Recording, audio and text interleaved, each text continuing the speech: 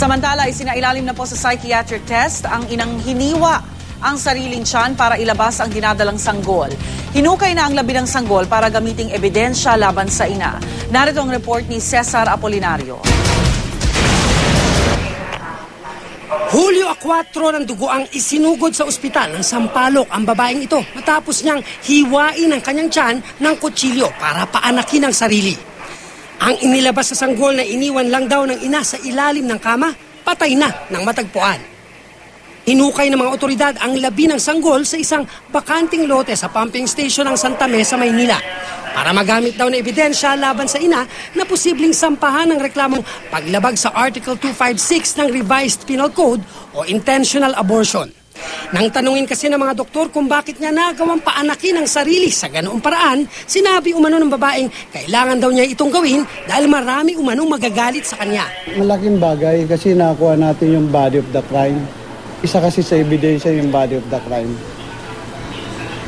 na nagpapatunay na there is abortion.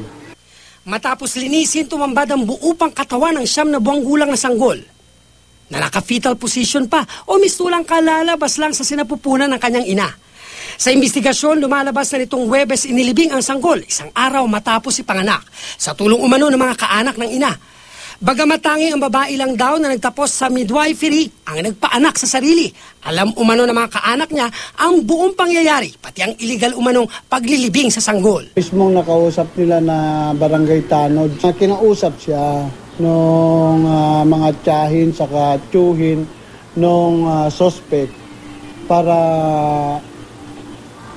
ibaon tong yung bata sa isang bakanting lote.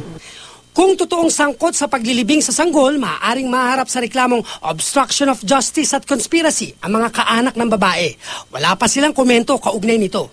Ang mismong ina naman isinailalim na sa 3 araw na psychiatric test para matukoy kung may problema sa pag-iisip.